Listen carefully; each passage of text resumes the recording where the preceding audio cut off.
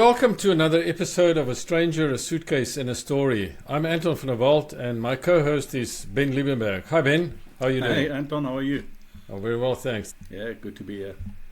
This is a podcast where we explore the journeys of people who've left everything familiar behind to build a new life in a new land.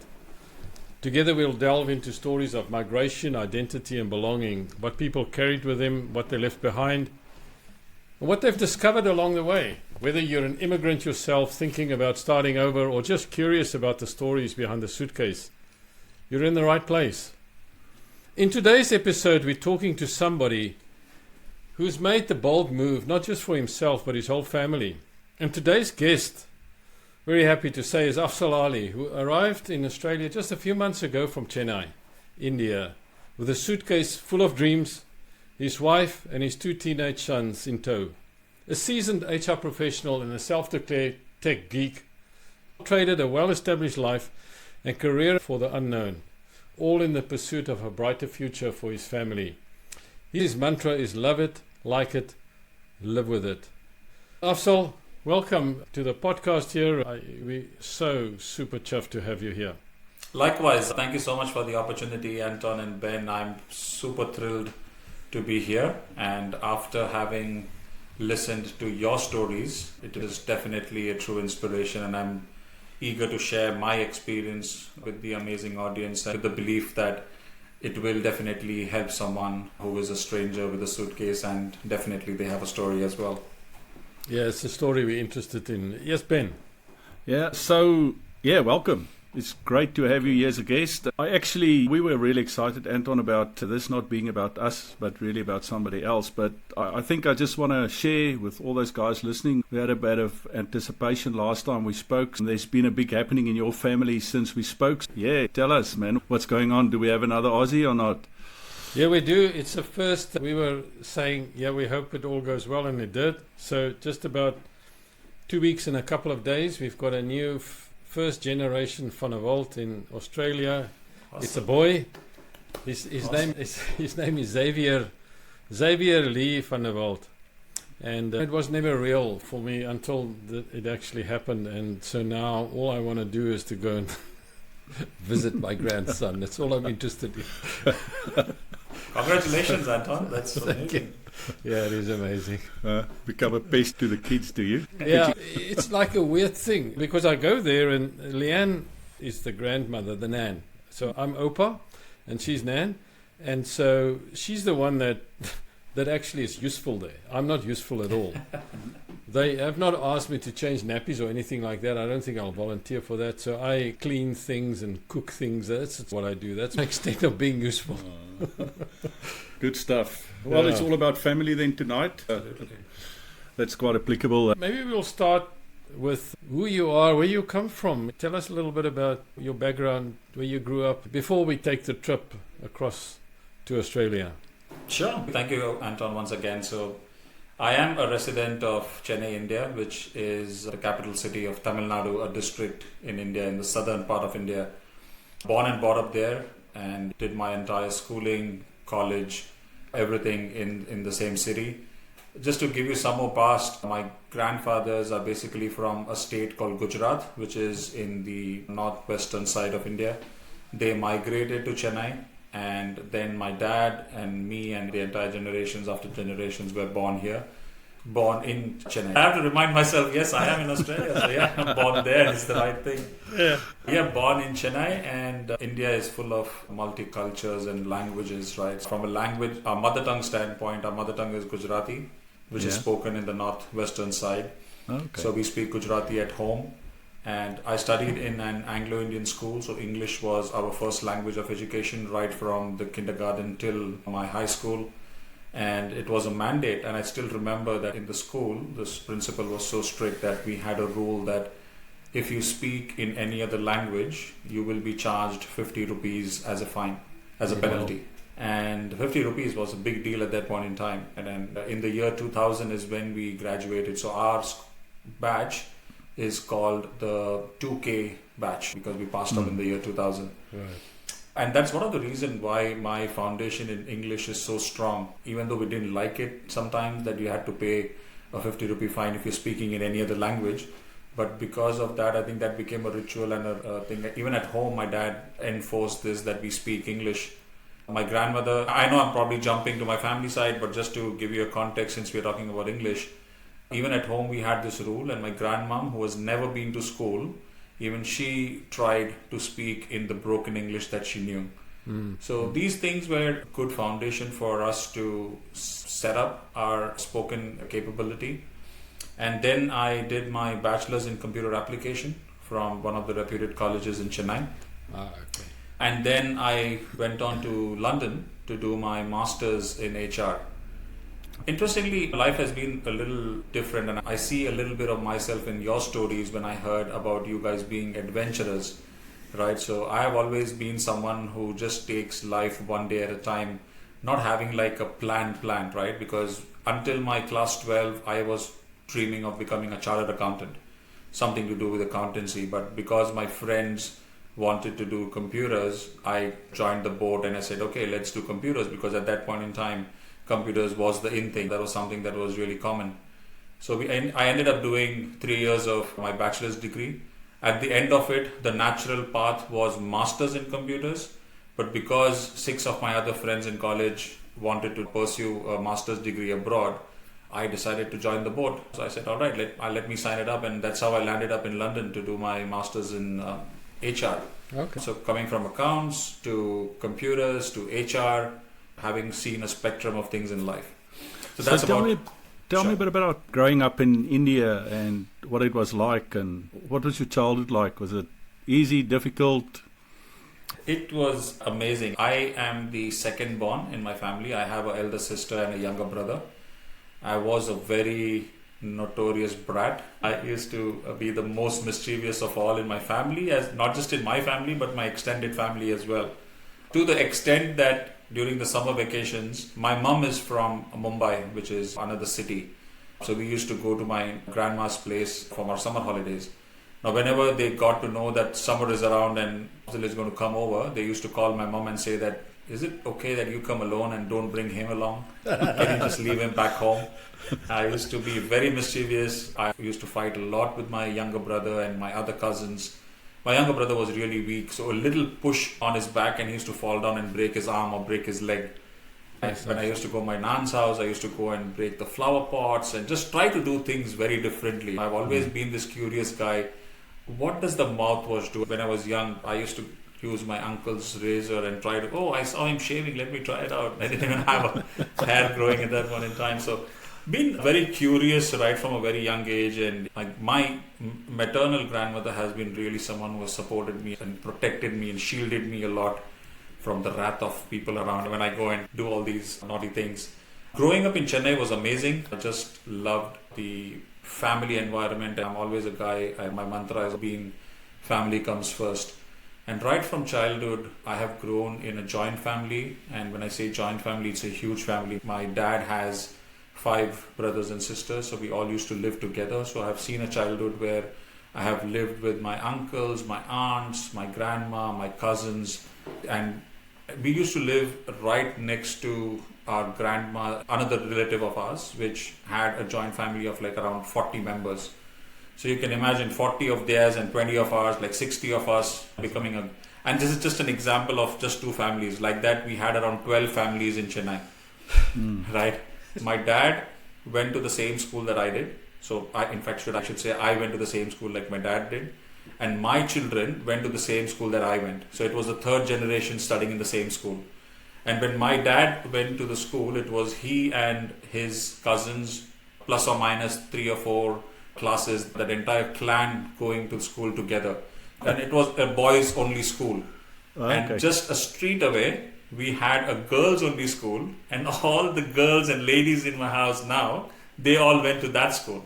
And again, generation after generations, they have gone into the same school. It was fun. We have lived an amazing life. Again, as I said, naughty, enjoyed every bit of it. So close to family that is something that I miss till date after migrating here. And of course, there's something that vacuum I can will never be imagine. filled. And we definitely want to get there, because I think where you are now is so very different. And so you grew up in that environment and you got these huge families. But to ask you the question, that is something that must be playing a lot on your mind at the moment. You've not been here very long. You've been here 6 months. You probably haven't gone back. And it must be playing on your mind quite a lot. Absolutely, it does. As I said, this is something that vacuum is still felt in the family, and is something that can never be, this gap can never be filled no matter how long we live here in Australia, right? Because having grown up in an environment with so many people around you, maternal grandparents, paternal grandparents, in-laws and their whole clan and so on, and then coming over with just the four of us to a place where there was only one known family out here in Newcastle that we knew, and starting life afresh did definitely take a toll on us in the initial few months. We still miss our families, and that is something which we will continue to, but it has been a challenge, and that is something that I think we did sign up for this when we took this decision to migrate here, but we never knew that it's going to be this difficult. I've interrupted you. So you've had the experience at least before that you've gone over to the UK, you said, to go and study. So did you have any family at this stage, or just you on your own to go study?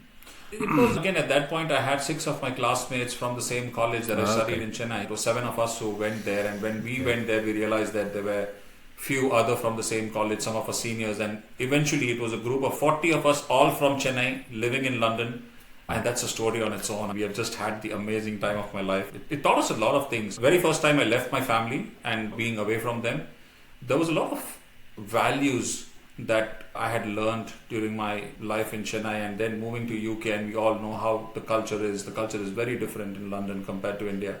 Having come from a family which is closely knitted, where the family ethics and values are of utmost importance, and migrating to a culture where at a very young age children move out and they live their life with their own. And again, I've been a teetotaler. I've never touched alcohol in my life. Again, that is something because of the religious values. And going to an environment where I had to do a lot of part-time jobs. So I have worked in a bar selling alcohol, but obviously you can't drink it because it's against your religion. There have been so many instances where I've been tested in many ways.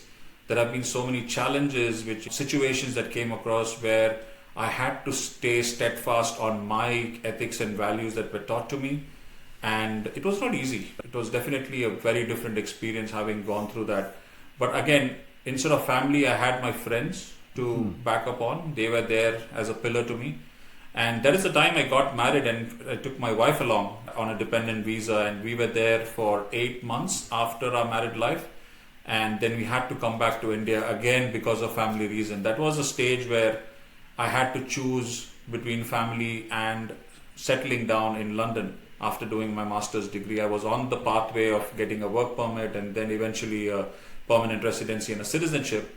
But at that stage, I put my family first and I decided to come back to India. Yeah, it's great to hear that. But if I'm listening to you on this podcast, because this is the question I have already in my mind, is so you spend a lot of the legwork in London and here you are in Australia. It's two very different places, and also from a distance point of view and everything like that. So why have you decided to come to Australia as opposed to not go back to London or England? That's an amazing question, Anton. Given a choice, I would have definitely wanted to do that, but let me answer it this way. So after coming back from India, some of my friends came back and some of them still stayed back, right? They got married, they had a family. Some of them continue to do a casual job while the others have settled down and got a decent job there. But after coming back, and as I said, the reason I came back was my family, right? And my mom's health was not well, and somebody had to be at home to look after all the family affairs. And my younger brother was not married then, so my wife was the only option to look after the house and stuff like that. So we took a conscious call. She gave up her career and she sacrificed her career and chose to be that lady who really looks up and takes up all the household affairs. And then 3 years later in our marriage, my elder son was born, and 2 years later my younger son was born. And in the initial days, having a support system around was really important. There have also been some incidents at the personal front wherein we really needed family to be along with us, and it was really a blessing, right? Now, since then, it has always been at the back of my mind that even though, of course, family does come first, but had I stayed there, I would have had a better future for my family, if I can put it that way. No regrets though. Even after coming in, it took me almost 4 months to get a job back home. Having lived and brought up in the same country, despite that, getting a job was not easy. I still remember I attended close to 40 plus interviews in the span of 4 months to get a job in HR. Every time I was rejected saying, oh, you have done your degree from London, UK. You don't know much about the local market or the local labor laws. So you can't win, can you? Exactly. You don't know about the local labor laws and stuff like that. So why should we hire you? Why don't you go back to UK? And it was also a question of stability. Anton, being from HR field, we all know when we do an interview, we always look at stability. And at that point in time, stability was something where somebody who spends in 5+ years in the same company was supposed to be a stable employee, right? Now, I had worked odd jobs when I was in London. I then worked as a recruiter for a year, and here I was in Chennai looking for jobs, and people were like, oh, you're not going to stay back, mate. We have just come back from London, and might be because of family pressure, and over a period of time, you'll eventually migrate back. So I didn't get jobs. Finally, my dad was reading the newspaper, and he saw an advertisement of a call center opening, and I'm sure both of you know that there was a time when the call centers in India were at peak. All the call center jobs were outsourced to India, and even before I went to London, after I finished my undergraduation, while I was waiting for my London visa and stuff to come through, for a span of 10 months, I did work in a call center, a technical call center. That's where my whole passion for technology comes in, supporting people with setting up their networks and routers and so on. So dad reads the newspaper and says, hey, there is this call center opening. It pays you around 8,000 rupees a month, which in my mind is peanuts, because in my mind I'm carrying this baggage. I am a returnee from UK. I should get somewhere a very hefty salary, and the way I was thinking about my whole experience was very different. And I tell my dad, I have a wife. I know 8,000 rupees is like peanuts. How do you expect me to feed her? And he's like, don't worry about that. We will take care of the financial matters. You just go and get the financial ball rolling at least while you're searching for your jobs. And here I was sitting at the interview, waiting for the assessment to start. And in my mind, I'm talking to the Almighty that, hey, what's going on? Spent a fortune, took loans on my head, went to London, did multiple degrees, and just for the sake of coming back and doing the same call center job that I've been doing even before I did my whole master's. And I'm having this unspoken conversation with the Almighty, and the interviews have already started, but I'm hardly interested in what's going on in the room. And just before me, the other person who was supposed to, it was his turn, and he stands up and says, I'm here to apply for a quality test engineer job. Do you have one? And the HR interviewer say, sorry, we don't have it. And he just walks out of the room. And then my turn came in, and this was the first round. They called it as a jam round, just a minute, where you're supposed to talk about any topic that is thrown at you for a minute. So they asked me to speak about a boat ride. And I say, hey, I'm actually a HR graduate looking for a job in HR. Do you have any openings? They look at me and they discuss something, and they tell me to go and wait outside. I go and have a seat outside. Took almost 3 or 4 hours for them to come back and say that, hey, we do have a requirement. However, it is on a third-party payroll. It is not directly on the payroll of the company. We can pay you a maximum of 6,000 rupees. Imagine, 8,000 rupees is what I came there for. And then they say 6,000 rupees. And in my mind, I'm like, I don't want to use those words here. But then I still call up my dad and I tell him that, hey, dad, this is what has happened. And he's, take it.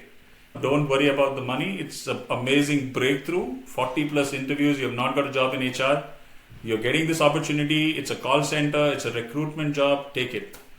And I signed up for it. And since then, there has been no turning back. HR has been my career. It started off in recruitment. It was a very tough role in a call center, you can imagine, right? Wherein every week you have to fill in 50 positions on one side. And on the other side, almost 40 of them are resigning and leaving the company. So it was like a never-ending cycle, working 7 days a week. I was freshly married that time. I hardly could spend time with my firstborn because I was always on the road, going to other cities for campus hiring, meeting with vendors and so on and so forth. It's been an amazing roller coaster ride, and then landed up in Ford 2.5 years later, and almost 14 plus years with Ford.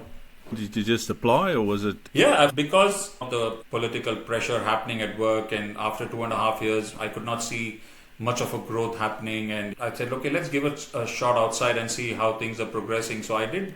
I actually went for an interview with Amazon, and I finished the interview, and I was just walking out. I just looked at the building right next door, and I saw the blue oval. That's when I even got to know that, Ford exists in Chennai. And Ford was already in India since 1996. And I'm talking about somewhere in 2010, when I just walked by and I said, Ford exists in Chennai. Okay. And I just walked past, and look at the irony, look at the way things fall in place. I had reached the end of that road and I got a call from a recruitment company saying that there is a requirement for a recruiter in Ford. I didn't have any clue about Ford until then, and I just saw the logo 5 minutes ago, and I get a call saying there's the requirement in Ford. The job description looked amazing. It was really flashy. You'll be supporting 2 different locations. And I was like, wow, this is amazing.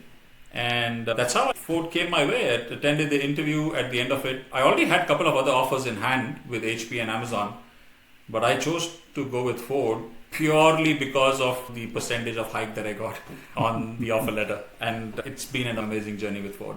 I can hear all the kind of values that you've built up over time, but it's still interesting to me why you end up in Australia. What made you make that decision as opposed to go to London? Yeah, so let me fast track. Brilliant point, Anton. As I said earlier at the start of it, if I start talking, it's very difficult for me to put a full stop to it. But we love your stories, honestly. Thank you. So coming back to that point, 17 years after I came back from London, and here I was at a stage where, to be honest with you, things in India for me and my family were amazing. I had, from 6,000 rupees where I started, I had reached a stage where I had plenty of money in my hand to live an amazing life. Whatever my boys wanted, I was able to fulfill that. I have given the best of the best for my wife, for my parents. Life was amazing, right? Absolutely no reason for me to disrupt myself. Having said that, one thing I realized was whatever I have is enough or sufficient for the now. But for the future, what if my elder one, for example, wakes up and says that, hey dad, I want to do my master's abroad just the way you did. Do I have enough savings with me? Do I have enough assets with me to help him realize that goal the way my dad realized? Even he didn't have it, of course. He took loans, and my family is the one, my extended family is the one who really helped me to achieve that dream. But this was something that thought that crossed my mind. Second, even looking at the whole lifestyle and the political scenario of the life back home, and comparing from whatever I've been hearing from my other relatives and cousins, I have a huge family in Australia, not in Newcastle, but in Melbourne and Adelaide. And my uncle and my cousins have always been saying that, hey, you have lived a life abroad, you have such an amazing experience with Ford, why don't you migrate to Australia?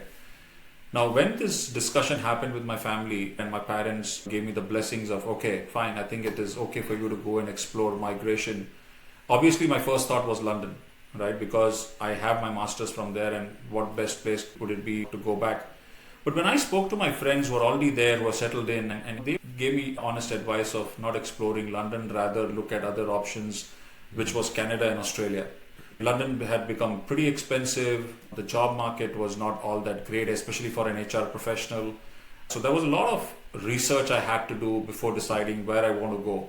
And finally, after doing all the research between London, other parts of Europe, US, Canada, and Australia, my personal choice was Canada. Because to be honest, I love living in a colder place. I love the cold climate. After being in London, witnessing the snow and stuff, I used to miss those days because Chennai is really hot. I think the only 3 climates you go through in Chennai is hottest. So I wanted to go to Canada, but again, looking at my family, my wife and kids are someone who cannot withstand that much of cold. I was then looking at the other option, which was Australia. My uncle and the others said that the climate house here is almost like India. It doesn't get that cold as Canada and stuff like that. So that's how I actually zeroed down on Australia. So did you guys have to go through extensive visas, like a process, or was it difficult to get in or get selected to get in here, or how did you do it? Yeah, I did go through an agency. Again, one of my family member had referred this agent to me, and I would say that the process was pretty lengthy.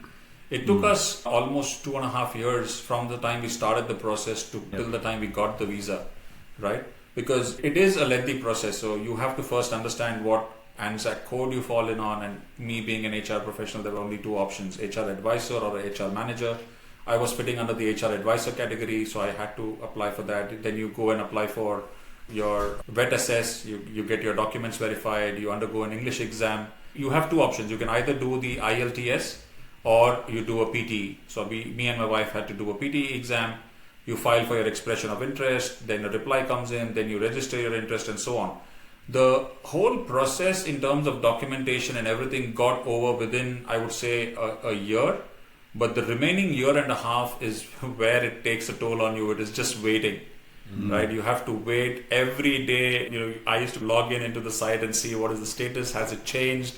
You can't contact the embassy. You have to rely on that login of yours or the agent of yours. So my agent will be actually cursing me because I used to always message her or call her and ask, hey, what's happening? And plus the pressure that comes from the family. What happened? Did you get through? Is there any news? And stuff like that. Yeah, fortunately I came in before there were any English tests. Otherwise I probably would not have been in here.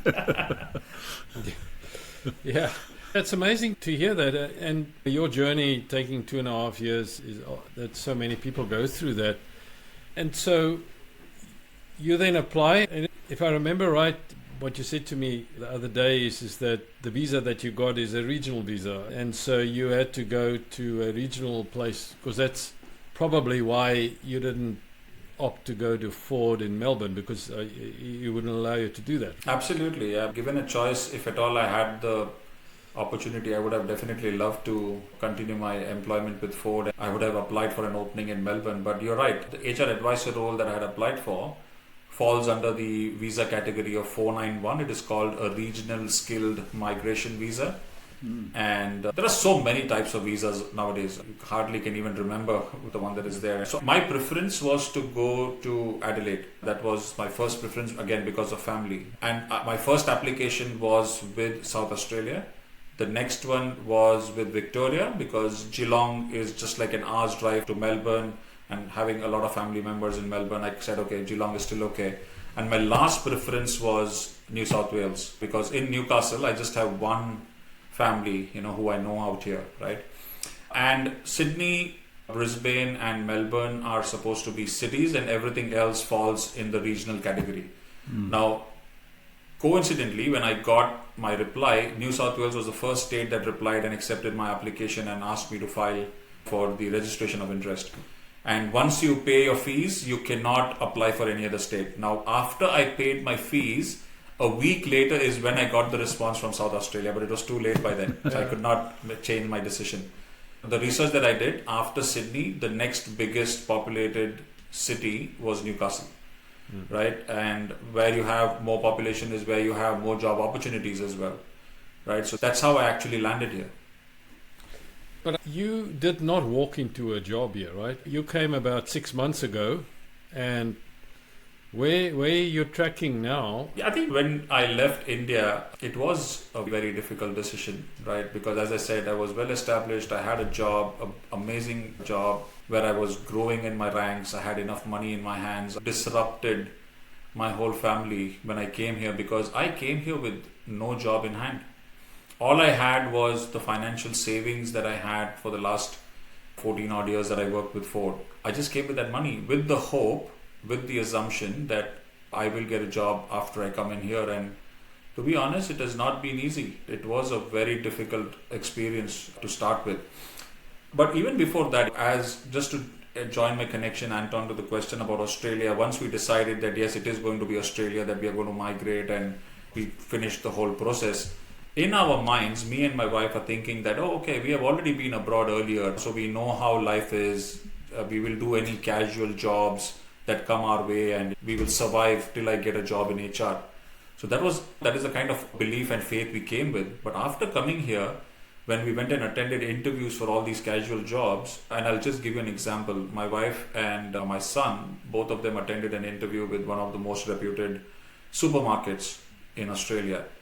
And my son got picked, but my wife didn't, even though she had prior experience of working in a similar supermarket set up in UK.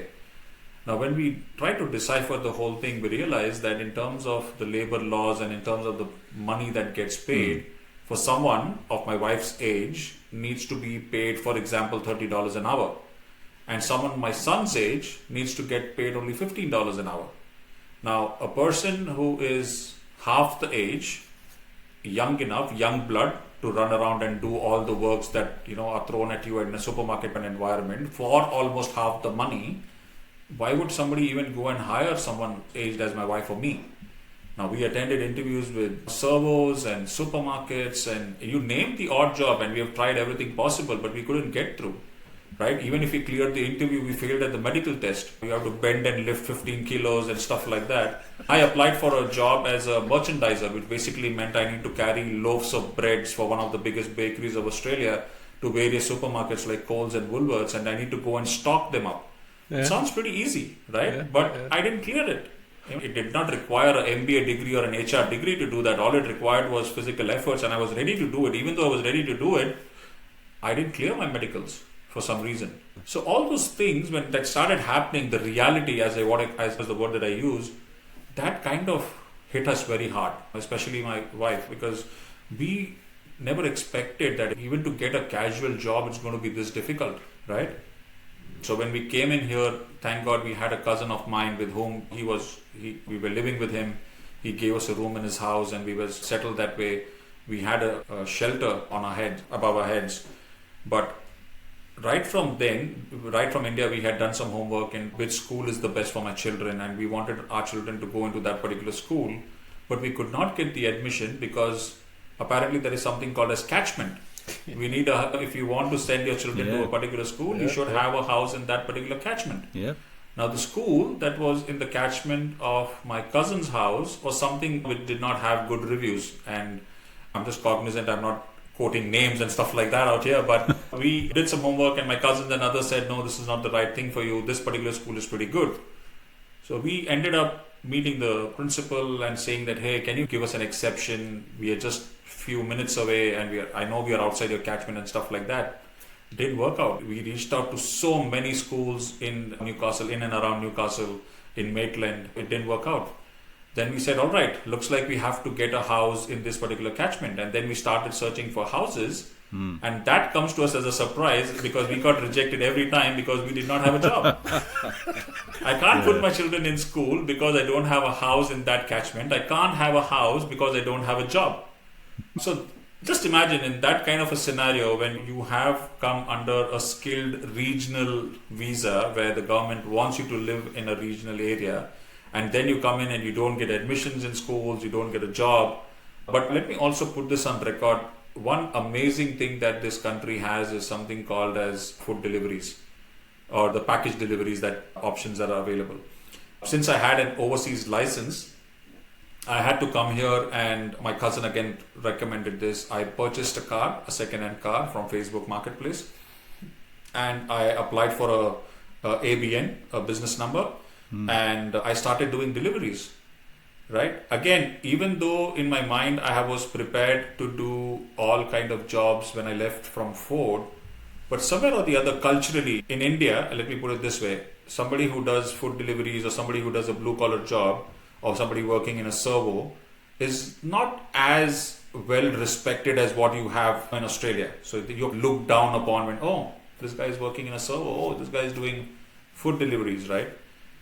Now, somewhere in our minds, this thing was like, oh shucks, look at me, 17 years of experience in Ford and I'm sitting and doing food deliveries out here. So we're talking DoorDash and Uber Eats and that sort of thing. And Menulog, absolutely, that is the one. So started doing food deliveries with that, even though it helps you pay the bills and stuff like that, but somewhere it does take a toll on your mental strength because you are here applying for HR jobs. You have almost 18 years of experience working in a blue chip company and stuff like that. You get rejected in every other job interview you come across. But housing being an issue, even though I was doing these food delivery jobs, the rental agents were not agreeing to accept that as a full-time job, and they didn't want to look at my bank statements and stuff like that. So it was 2 months down the line, the kind of situation that we were in. And I will be very blunt in saying this. I think we took a call that we are going back. It is. I wanted to ask you at what time during that journey did you have the conversation that says, "Oh my goodness, this might not work out. This is just too hard." 2 months down the line, because we came up with so many assumptions and expectations that it's going to be a piece of cake, a bed of roses. But when we realized that it is just a journey that we are walking on thorns, everywhere is just rejection. And the kind of state my boys were in, they had to leave school and halfway in India and come here. The other pressure that we were going through was the kind of experience that we are making our boys go through at this age. So all those things started taking a toll on our head, not getting jobs, not getting admission, not getting a rental property or a house. Even though my cousin was kind enough in not asking us a dime in terms of accommodation or food or anything, I think culturally, again, it was hitting us really hard that we are living for free with him. But then you have this massive exchange rate, right, between rupees and Australian dollars. Absolutely. So you just see this bank statement going down at a speed of knots, right? Absolutely. I think 54 rupees was the value at that point. 1 Australian dollar was Indian 54 rupees, right? Now, we came with the assumption of bringing all life savings, which probably could last us for 4 to 6 months. But here we are, where the weekly rent, the bare minimum we are talking about is $550 to $600. And multiply that, and of course, coming from India, every dollar you spend, you automatically start converting it in your mind. Oh, a loaf of bread is 600 rupees, for example. Yeah, Ben did the same, right? He still does 20 years later. Yeah, and you're like, oh my God, this is so expensive. Every other place you stare around and you're like $10 or cent, $15, and you're converting it. You have a mobile calculator on all the time. That's in your head all the time, eh? Yeah, so it was tough. But again, as I said, the write-up that I wrote on my LinkedIn after I got my job, and me and my family are someone who have very strong belief and roots in religion, right? And in the Quran, the translation of one of the verses says that they plan, He plans, and by He we are referring to Allah, the Almighty. They plan, He plans, He is the best of planners, Yes. right? And here we are with our own plan of migrating to Australia with all these visions and uprooting ourselves and coming here and not getting a breakthrough. The only thing that made us go on day in and day out was this belief and faith of ours that something or the other will happen and the Almighty has a better plan for us. And here we are today. In 3 days from now, I will be completing exactly 6 months of coming to Australia. And in these last 6 months, minus the first 2 months, because as I said, nothing was working out, 27th of October is when I landed here. 27th of December is when we got this house, which is nothing less than a miracle. Without a job, without a history, I think the agent who helped us in getting this house came in the form of an angel and really helped us to. So maybe they liked our story. It really goes back to the story, because I remember the second house that she showed us and we got rejected, and I was blunt in sharing my story with her, and whatever I just told you guys, not so long but like an elevator speech, maybe that is something that overwhelmed her, and she really helped us in pitching our case forward and helping us getting this house. Because otherwise, as I said, this is definitely a miracle, because every house that we used to go and see, there are 15 or 20 other families already there waiting for it. And there are families, some of them who are doctors, some of them who have an amazing history, who have been in the country for 10 years and trying to change houses. And here we are trying to compete with them with no history whatsoever. Yes, we did have money. We were offering them 6 months rent in advance or a year's rent in advance and so on. But that never worked out, right? And this miracle happened, and we got this house exactly 2 months after we came in. Because we got this house in this catchment, we were easily able to get admission for my boys in the school that we desired. My wife got a job, a decent casual job with Port Stephens Council. My eldest son got a part-time job in one of the supermarkets. I was able to do food deliveries for Uber, DoorDash and so on. The only last brick that was missing in this whole foundation was a full-time job in HR, and I had been trying for several job openings. It attended so many interviews. Most of the time I was turned down, saying that you're overqualified. The irony, when I came back from UK to India and they said you don't have the local market experience, you don't know the local labor laws, you don't know the regulations, and here I am 18 years down the line getting the same feedback from people. But thanks to the guidance from several people, especially Anup, who has been a great mentor to me, and that really made me kept going, kept applying for these jobs, and this particular opportunity came through. And I will be starting to work for NSW Health, the Central Coast Local Health District, from the 28th of this month. Wonderful. 27, I complete 6 months, and 28th is when I start my job.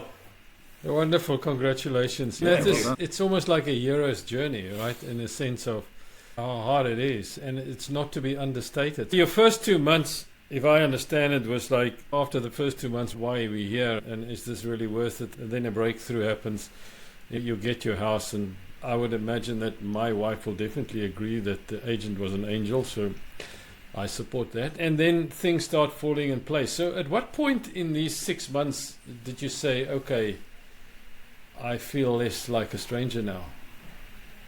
That question, I would say I'm a stranger because one, you don't know this place like how you know your home. You've been born and brought up in a place, right? Two, the cultures are very different. Culturally, the way we have been brought up back home versus the culture that we see here is very different, right? And you still get this sense of being a stranger, especially there have been few instances during my stint of doing these food deliveries where your customers treat you in a very bad way. My children being treated in a couple of instances, being bullied in school or being looked down on as a migrant or somebody of a different color, for example. So yeah, there are few instances that really hit you hard, but I think, as I said, since we were prepared for this mentally right from the time we applied and we thought of this migration, as a family we have been closely knit and we speak about these instances day in and day out and look at it as a source of strength. And to establish ourselves as somebody who is accepted, I think it will take time. In my mind, 6 months down the line, I still believe I'm still a stranger trying to get accepted amongst an audience, which is very different than what my beliefs are. Just for me, interesting, coming from South Africa, everybody's got their reasons why they want to be here, and if you speak to most of our friends, they will say it's because of the children. Yeah. You know, why do you think your children will be better off here than they would be in India? So, see, many reasons, Ben. So let me start this way. First of all, the environment, in terms of the environment that is there in India, the nature, in terms of the political environment, and many other aspects, I think things out here are much better. Number two, I think financially also, even though, of course, Australia has its own taxes and expenses and so on, based on my experience that I've had in the UK, even though I was doing casual jobs, whatever money we earned, we were able to save. But back home in India, it's really difficult to have that much of money that you can save. There are no benefits as such, right? Whatever you earn, and I can probably use this parlance that the income tax that I used to pay in India, I don't get a single benefit from the government. Unlike here, right? Because once you become a citizen or you have so many other benefits in terms of medical, the schooling is free for my children now. And there are many benefits financially, if I can put it that way. And the overall lifestyle that they get, the overall view of life that they get out here is very different than what they can get back home. We listen with awe to your story because it takes an adventurer and it also takes somebody that has got an enormous amount of resilience to do these sort of things, right? The role that you play in your family is likely also, I don't want to genderize this thing, but you feel like you need to be the breadwinner here and you need to provide for your family and that sort of thing. And it took a while. So it takes a lot of resilience, right? Absolutely, you're spot on. I think culturally back home in India, it's always the man who is looked at as the breadwinner, right? Even in our initial days when our relatives called us up, there was total pressure on me saying that, oh, you're the man of the house, you should get a job first. And even though my wife got a job, there were people who were still like, oh, she has got a job, that's all right, but you should get a job because you are the man, you are the breadwinner of the family. So there has always been that social stigma. But having said that, my close family, that's my parents, my in-laws and others, have always been someone who has, right from childhood, we have always looked, we are gender neutral. And we have always ensured that no matter whether it's my wife or me, we both run the family together. But maybe there's so many other things we could talk about, but I think it's probably important at this juncture to ask Afzal this kind of question about if somebody comes to him today and says, look, I'm thinking of coming to Australia. What were the things that you'd say to him or her? What will work, they have to watch out for, and what are the kind of things that they need to do?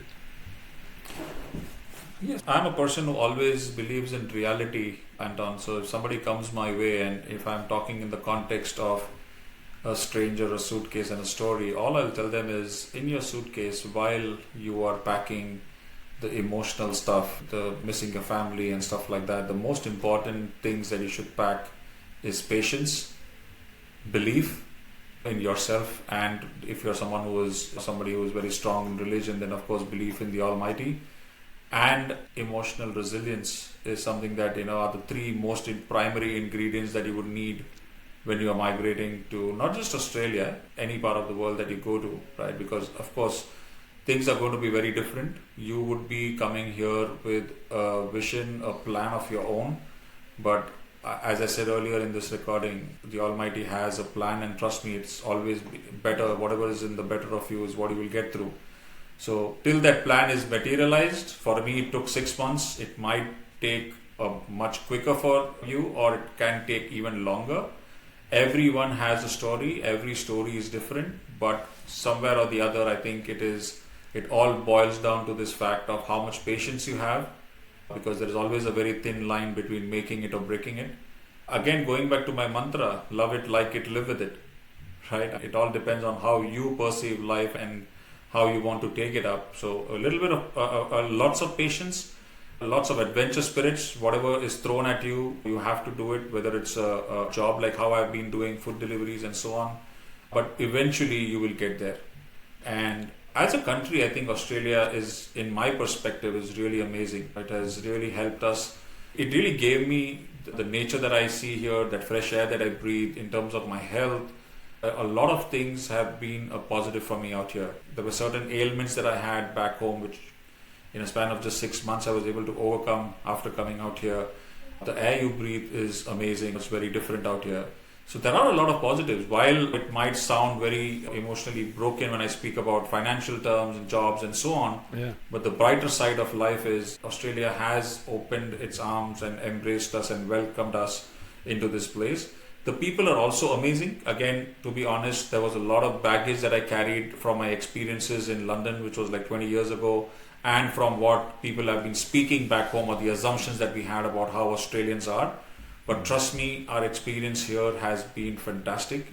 People here are just amazing. They have welcomed us with open arms. And it's so far 6 months, and it's been a real good experience for us. Good stuff. Yeah, maybe just one or two last things. Sure. If you think about it, what did you learn in Australia that you did not expect? The labour laws, of course. That's the first thing that I am looking at. But what I learned, which I would say in my case at least, I came prepared for this, was be open to do anything that comes my way. Yeah. Not just be rigid in your mind that because I have 18 years of HR experience or a corporate experience, I will only do that kind of a job. I have always been someone, and again, thanks to the upbringing of my parents, always been someone who is ready to test unknown waters. After coming here, doing, as I mentioned earlier, doing food deliveries, sometimes in the back of my mind I was like, hey, have I really spent so many years of working in HR just to do this? But I was able to quickly get over that feeling and not allow that feeling to sulk and pull me down. So I think that mindset of mine has really helped me to sail these moments over the last 6 months and help my family. And because I have always been talking about this with them, it has eventually helped them as well to reach where we are today. And of course, the support from family is something which is really important, because if I had not had that from my wife and 2 sons, trust me, I would not have been here today. I would have gone back home. Yeah. So have you been back home since you've been here? No, not yet. I'm planning to do that in December, but no, we have been here. So I've got some good news for you. I think for me in any case, and a lot of people I've spoken to, one of the times that you feel that you've settled and you feel comfortable being here is after you've been back where you came from the first time. And when you come back to your own bed, you're familiar with the streets, you're familiar with the house, it's your house. So you'll see, when you come back, I'll have another chat to you, you'll see you'll suddenly feel that things has changed. And for me, it definitely changed after I've been away, back to South Africa the first time and then came back after that. It does. After that, there's a bit of a step change. It gets easier, then things become familiar and you feel like, okay, it's not that hard, I've done the hard yards. Absolutely, I agree with you, Ben. In fact, they say the first of anything that you do after migration, let it be your first birthday or the first occasion, religious occasion or anything of that sense, right? You always have this in the back of your mind that my last birthday I was with my family back home. This is how we celebrated it. in terms of us, because as I said, we're very religious people. We just had Ramzan that went by, and we had the Eid that we celebrated. Back home, it's a huge affair. All of us gather together under one roof, have meal together and stuff like that. And here we are, just the four of us celebrating it. So the first is always something which is very hard. And as you rightly said, I'm looking forward for the trip back home end of this year. And once we come back, I will definitely call up and share with you how that experience is. Mate, it's been great having you. It's been great hearing your story. I think your story will resonate with a lot of people, not just from India, but all over the world coming here. Certainly, a lot of things you spoke about, Anton and I spoke about, it's universal. Doesn't matter where you come from. So, no, thanks for joining us. Thanks for sharing your story. Pleasure. Thank you for the opportunity. Yeah, hopefully it'll just get better. Absolutely. Yeah, I echo what Ben has said. It's been an absolute inspirational to talk to you, Afzal. I think that if I have to think about what are the things that stand out for me from what you've come here, then it is certainly that you stick it out. You were at a point where you just didn't know whether it's going to work out, and you just say, no, that's why I've come here. And I think that with that kind of resilience, you've got a great future ahead, and I wish you all the best. I think that you have an amazing story for other people to hear, especially for those that have been here for 3 months and say, oh my goodness, I'm going to go back now. Or for those that have been here 6 years to say, I remember what that was like. Or for those sitting at home and saying, do I make this trip, to hear what it takes, but it can be done. So thank you so much for your time. Thank you for it being a fantastic session with you. Really appreciate that. Thank you so much, Anton, and for this opportunity. And one thing I would like to tell the viewers is, when I was invited to this, until then I didn't know about a suitcase, a stranger and a story, and I did go into the site. I was really intrigued to know what it is all about, and I saw 2 episodes by Ben and Anton.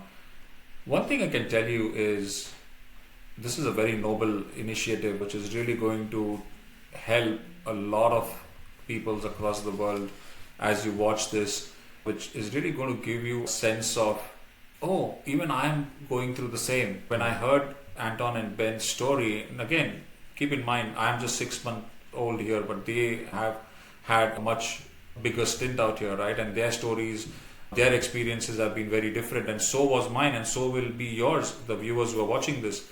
But I think the few key things that I took away, and I saw similarities in my life, was having a sense of adventure. Deciding to take this or embark on this journey itself requires sheer guts for you to leave everything behind and then start afresh.